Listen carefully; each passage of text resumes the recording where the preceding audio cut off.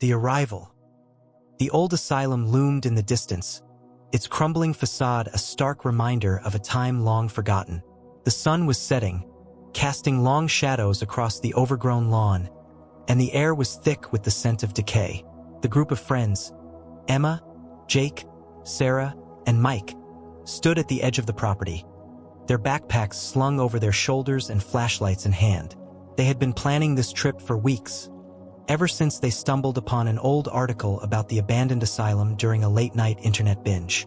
The article had mentioned patient records, bizarre experiments, and a series of unexplained disappearances. It was the perfect recipe for an adventure. "Are you sure this is a good idea?" Sarah asked, her voice trembling slightly. She was the most cautious of the group, always the one to think twice before jumping into anything. But even she couldn't deny the allure of the asylum. There was something about it, something that drew them in like a moth to a flame. "Come on, Sarah," Jake said, grinning. "Where's your sense of adventure? This is going to be awesome. We'll explore the place, take some pictures, and maybe even find some of those patient records. It'll be like we're in our own horror movie." Emma rolled her eyes. "Yeah, because that always ends well in the movies." Mike, who had been silent up until now, finally spoke. "Look, we're here now. We might as well check it out. But let's stick together, okay? No wandering off on your own." The group nodded in agreement and made their way towards the asylum. The front doors were boarded up, but they found a side entrance that had been pried open, likely by previous explorers.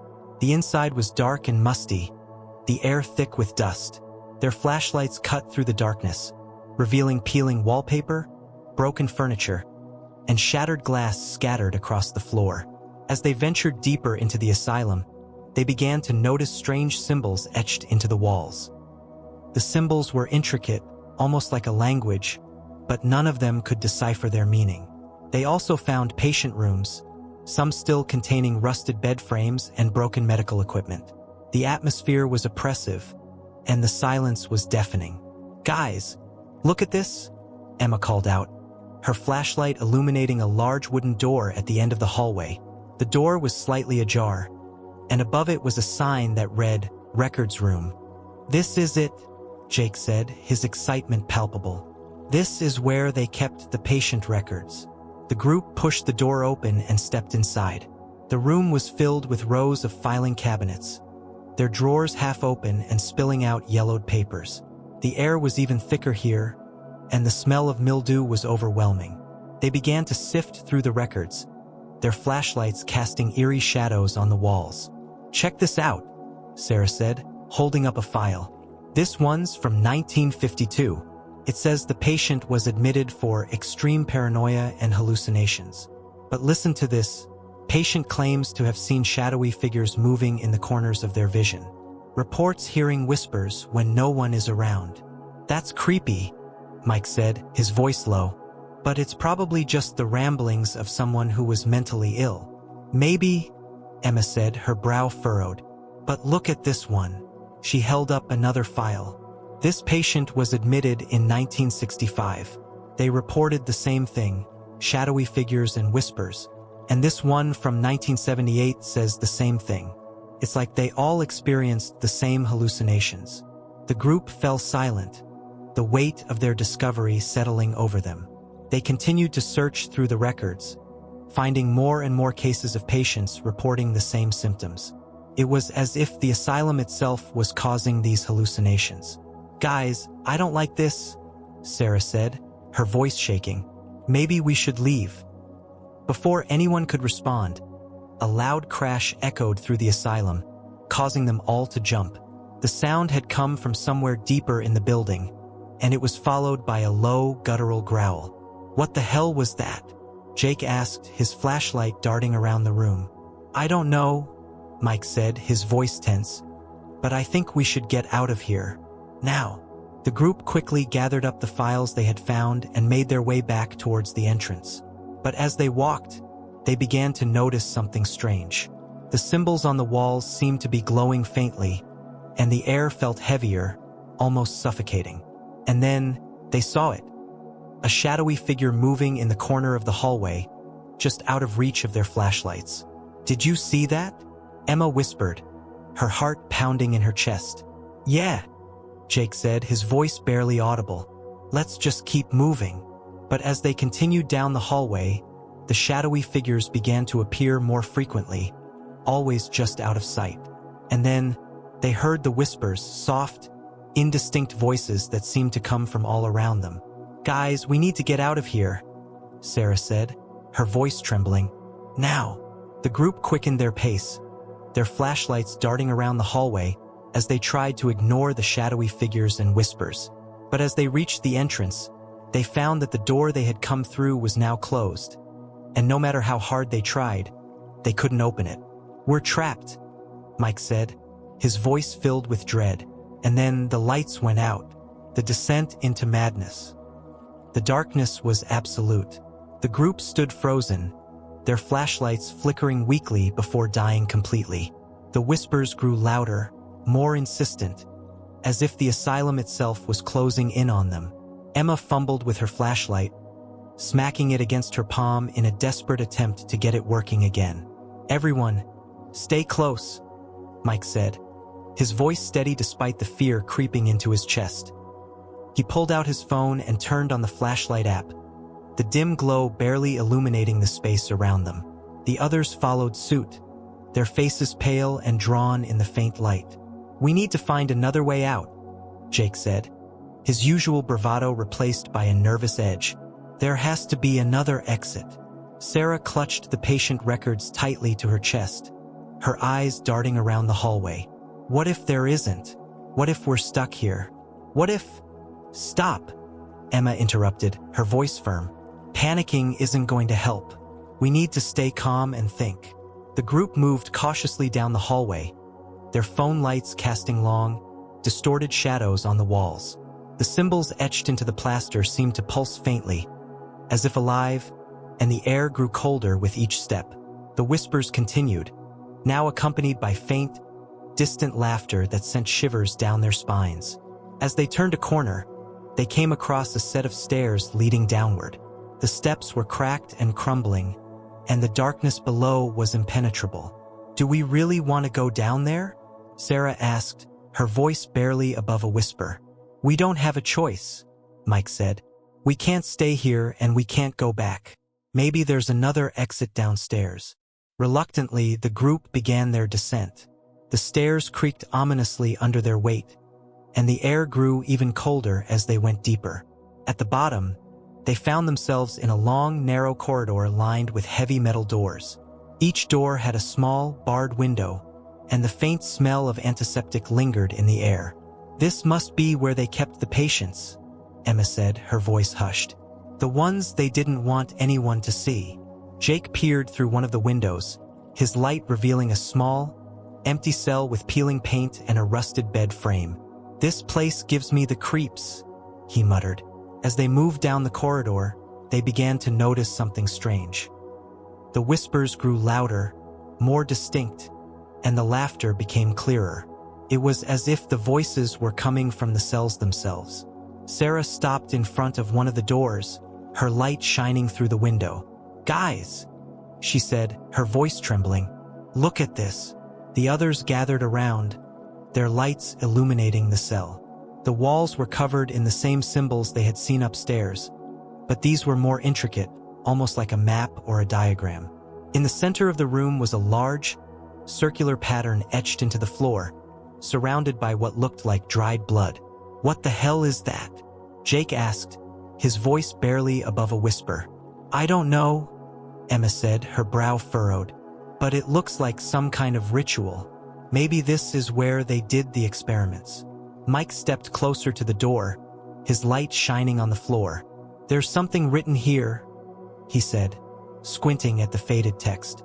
It says, Subject 17, Successful Integration. The asylum is alive. The words sent a chill through the group. Sarah backed away from the door, her hands shaking. We need to get out of here, now. Before anyone could respond, a loud, metallic clang echoed through the corridor, causing them all to jump. The sound had come from further down the hallway, and it was followed by the sound of footsteps, slow, deliberate, and getting closer.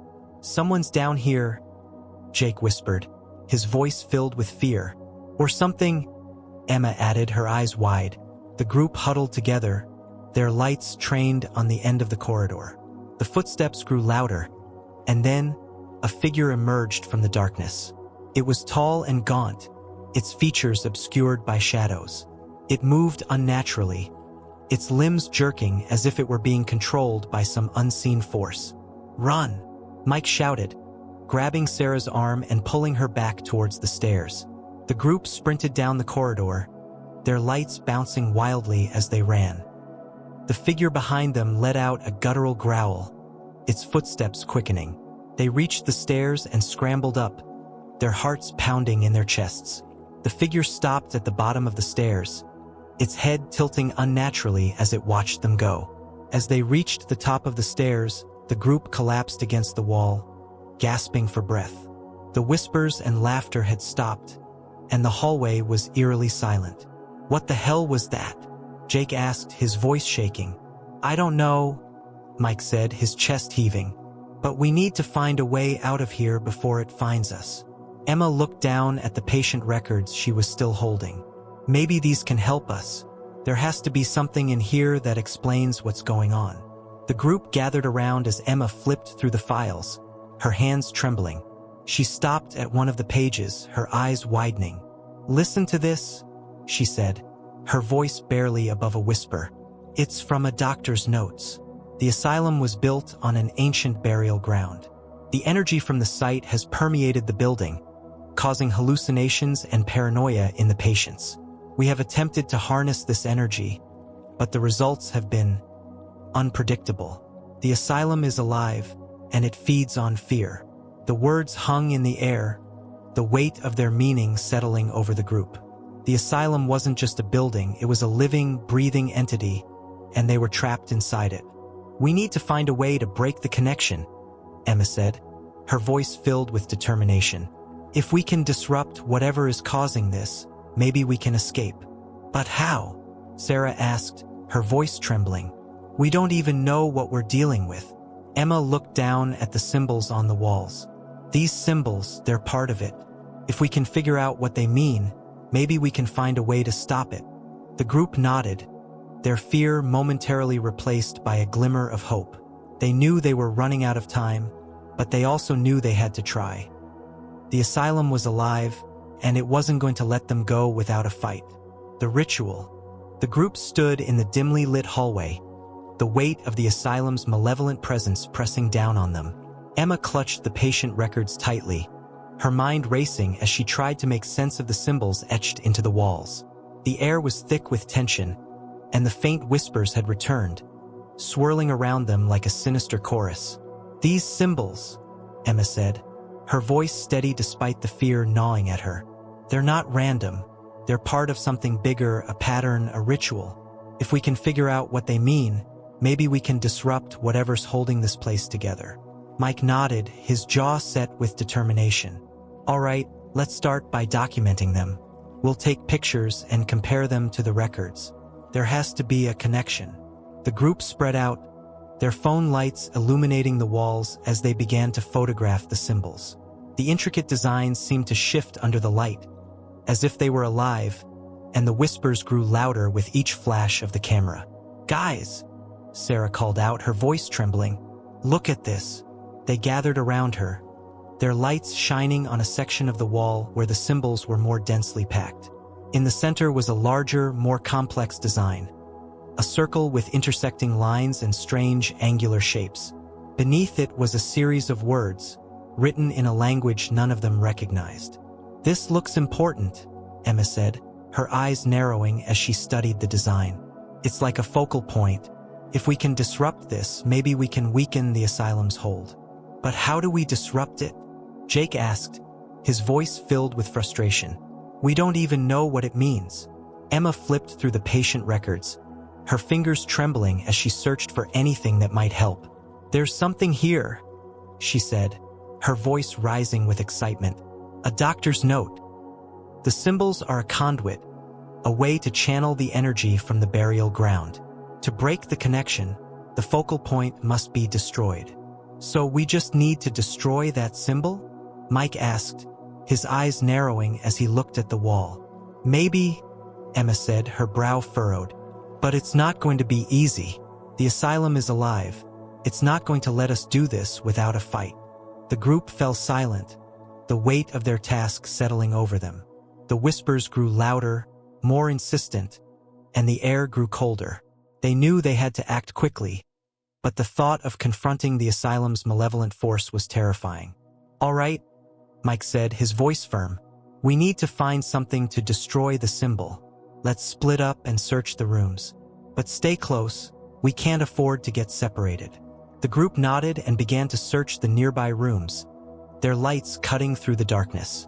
The rooms were filled with broken furniture, rusted medical equipment, and more of the strange symbols.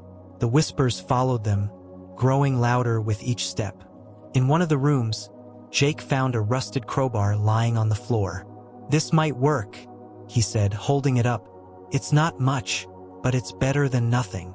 In another room, Sarah found a can of old paint thinner. This could help, she said, her voice filled with hope. If we can weaken the wall, maybe we can destroy the symbol. The group gathered back in the hallway, their makeshift tools in hand. The focal point symbol loomed before them, its intricate design seeming to pulse with a faint, malevolent light. All right, Mike said, his voice tense. Let's do this. Jake stepped forward, the crowbar in hand, and swung it at the wall. The sound of metal hitting plaster echoed through the hallway, but the symbol remained intact. He swung again, harder this time, and a small crack appeared in the wall. It's working, Emma said, her voice filled with hope. Keep going. Jake continued to swing the crowbar, each strike causing more cracks to spread across the wall. Sarah poured the paint thinner over the symbol, the chemical smell mixing with the musty air. The whispers grew louder, more frantic, and the air grew colder. As Jake delivered the final blow, the wall crumbled, revealing a dark, hollow space behind it. The symbol was destroyed, but the whispers didn't stop. They grew louder, more chaotic, and the air seemed to vibrate with energy. Did it work? Sarah asked, her voice trembling. Before anyone could respond, the hallway began to shake, the walls cracking and crumbling as if the asylum itself was coming apart. The group stumbled, their lights flickering as the energy in the air grew more intense. We need to get out of here, Mike shouted, grabbing Sarah's arm and pulling her towards the stairs. The group sprinted down the hallway, the walls collapsing around them as they ran. The whispers were deafening now, a cacophony of voices that seemed to come from all directions. They reached the stairs and scrambled up, their hearts pounding in their chests. As they reached the top of the stairs, the shaking stopped, and the whispers fell silent. The hallway was eerily quiet, the air still and heavy. The group collapsed against the wall, gasping for breath. Did we do it? Jake asked, his voice filled with hope. I don't know, Emma said, her brow furrowed. But something's different. The energy, it's weaker. The group looked around, their lights illuminating the hallway. The symbols on the walls were fading, the intricate designs crumbling to dust. The air felt lighter, less oppressive, and the whispers were gone. I think we did it, Sarah said, her voice filled with relief. I think we weakened it. But before they could celebrate, a loud, guttural growl echoed through the hallway, causing them all to jump. The sound had come from further down the hallway, and it was followed by the sound of footsteps, slow, deliberate, and getting closer. It's not over, Mike said, his voice filled with dread. We need to get out of here, now. The group nodded, their fear returning as they made their way towards the entrance. But as they reached the front doors, they found that they were still closed, and no matter how hard they tried, they couldn't open them. We're still trapped, Sarah said, her voice trembling, and then the lights went out. The source of the curse. The group stood in the dimly lit hallway, their breaths shallow and uneven. The destruction of the focal point symbol had left them drained, but the asylum was far from defeated. The whispers had subsided, but the air still hummed with a low, ominous energy, as if the building itself was regrouping for another attack. We need to find the source, Emma said, her voice steady despite the fear gnawing at her. The heart of the asylum, the thing that's keeping it alive. If we can destroy that, we might have a chance. But how do we even find it? Jake asked, his voice tinged with frustration. This place is a maze, and we're running out of time. Emma flipped through the patient records, her fingers trembling as she searched for clues. There's something here, she said, her voice rising with urgency. A doctor's note. The source lies beneath, where the walls bleed and the air burns. Only there can the curse be broken. Beneath, Sarah repeated, her voice trembling. You mean, deeper than the basement? Mike nodded, his jaw set with determination. If that's where we need to go, then that's where we're going. But we need to be careful. Whatever's down there, it's not going to let us walk in and destroy it. The group moved cautiously through the hallway, their phone lights cutting through the oppressive darkness. The walls seemed to close in around them, the symbols etched into the plaster glowing faintly, as if alive. The air grew colder with each step, and the faint sound of dripping water echoed in the distance. As they reached the end of the hallway, they found a narrow staircase leading even further down. The steps were slick with moisture, and the air was thick with the smell of decay. The whispers returned, soft and insidious, as if the asylum was trying to lure them deeper. This is it, Emma said, her voice barely above a whisper. The source is down there. The group descended the stairs, their lights revealing a vast, cavernous space below. The walls were lined with strange, pulsating veins that seemed to throb with a faint, sickly light. The floor was covered in a thick, black sludge that clung to their shoes as they walked. In the center of the room was a massive, pulsating mass. A grotesque, fleshy mound that seemed to breathe in rhythm with the whispers. What is that? Sarah asked, her voice trembling with horror. That's the source, Emma said, her voice filled with both fear and determination. The heart of the asylum. If we destroy that, we break the curse. The group approached the mound cautiously, their lights revealing its grotesque details. The surface was covered in writhing tendrils, and the air around it was thick with a foul, acrid smell. The whispers grew louder, more frantic, as if the asylum was trying to defend itself. How do we destroy it? Jake asked, his voice filled with dread. Emma looked down at the patient records, her mind racing. There's something here, she said, flipping through the pages. A doctor's note. The source is vulnerable to fire. Only through purification can the curse be broken. Fire? Mike asked, his brow furrowed. Do we have anything that can start a fire? Sarah rummaged through her backpack, pulling out a lighter and a small bottle of hand sanitizer. This might work, she said, her voice trembling. It's not much, but it's better than nothing. The group nodded, their fear momentarily overshadowed by the need to act. They gathered around the mound, their lights trained on its pulsating surface. The whispers grew louder, more insistent, and the air grew colder. All right, Mike said, his voice tense. Let's do this. Sarah poured the hand sanitizer over the mound, the liquid sizzling as it made contact with the fleshy surface. Jake lit the lighter, his hands trembling as he held it to the mound. The flames caught quickly, spreading across the surface and engulfing the mound in a bright, fiery blaze. The asylum reacted immediately. The walls began to shake, the veins pulsating wildly as the whispers turned into screams. The air grew hotter, the flames spreading to the walls and ceiling as the source began to collapse in on itself. We need to get out of here, Mike shouted, grabbing Sarah's arm and pulling her towards the stairs. The group sprinted up the stairs, the flames licking at their heels as the asylum began to collapse around them. The walls cracked and crumbled, the air filled with the sound of screams and the smell of burning flesh. They reached the top of the stairs and ran down the hallway, their hearts pounding in their chests.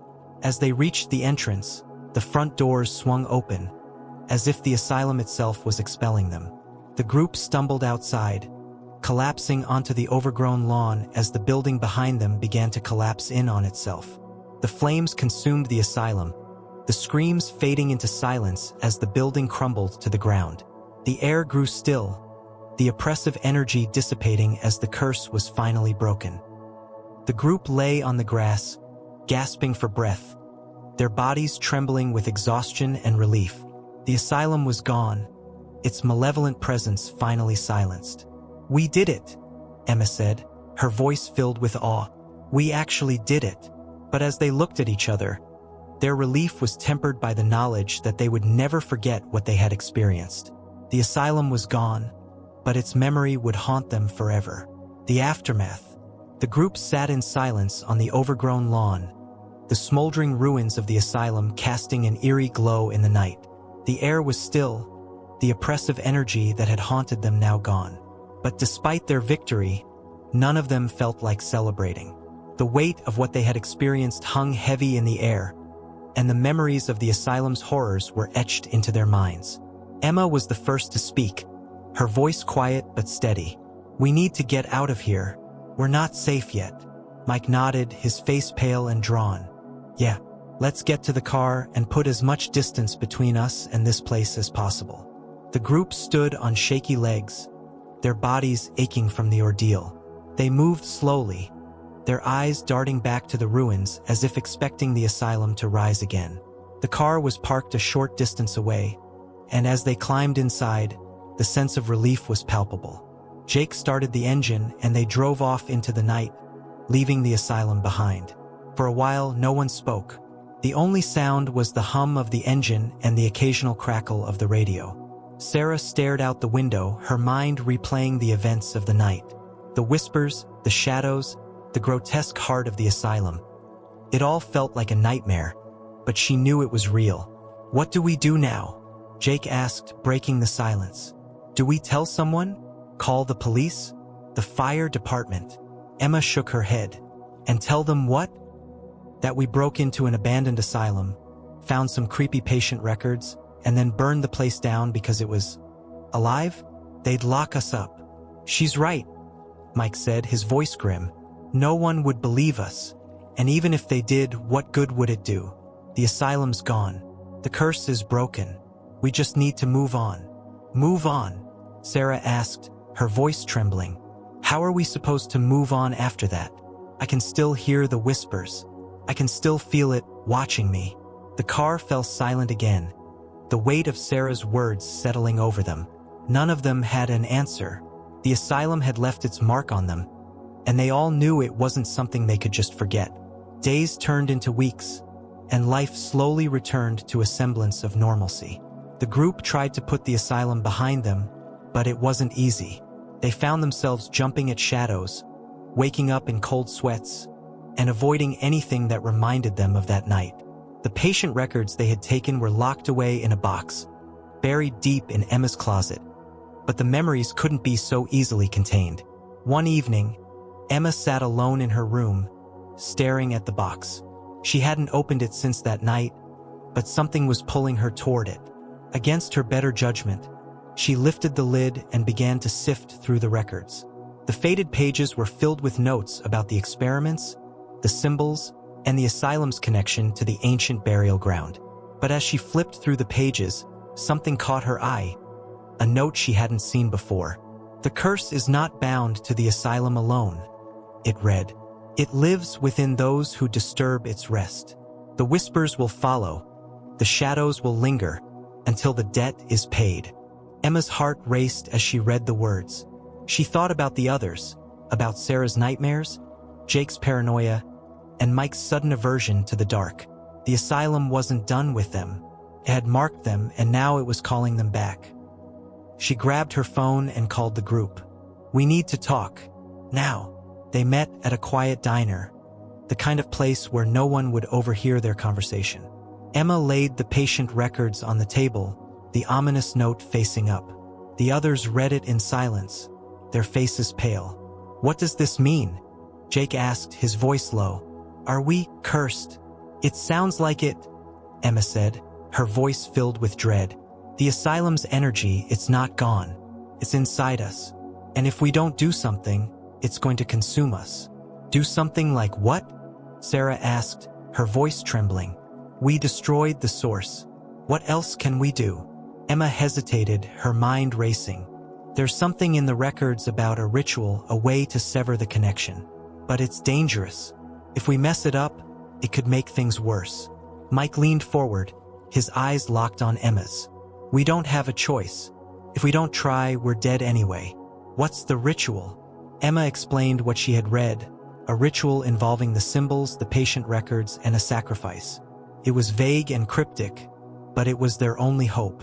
The group agreed to meet the next night at the ruins of the asylum. They knew it was risky, but they had no other options. The ruins were eerily quiet as the group gathered around the remains of the heart of the asylum. The air was thick with tension, and the whispers had returned, faint but unmistakable. Emma laid out the patient records in a circle, the symbols facing up. She lit a small fire in the center, the flames casting flickering shadows on the crumbling walls. This is it, she said, her voice trembling. We need to focus on breaking the connection. Think about the asylum, about what it did to us. We have to let it go. The group joined hands, their eyes closed as they focused on the ritual. The whispers grew louder, more insistent, and the air grew colder. The flames flickered wildly, as if fighting against an unseen force. It's not working, Sarah said, her voice filled with panic. What do we do? Emma's mind raced. The note had mentioned a sacrifice. She looked at the others, her heart pounding. We have to give it something of ourselves. Without hesitation, Mike pulled out a pocket knife and made a small cut on his palm. The others followed suit, their blood dripping onto the patient records. The flames roared to life, the whispers turning into screams as the air filled with a blinding light. And then silence. The flames died down, the whispers faded, and the air grew still. The group opened their eyes, their bodies trembling with exhaustion. The connection was broken. The curse was gone. The weeks that followed were quiet. The nightmares stopped, the shadows retreated, and the whispers were finally silenced. The group tried to move on, but the experience had changed them. They were closer now, bound by the horrors they had faced and the bond they had forged. One evening, they gathered at Emma's house, the box of patient records sitting unopened on the table. They had decided to burn it to finally put the past behind them. As the flames consumed the records, they felt a sense of closure, a final release from the asylum's grip. But as they sat together, watching the fire, none of them could shake the feeling that something was still watching. The asylum was gone, but its memory would always linger, a reminder of the darkness they had faced and the strength they had found to overcome it.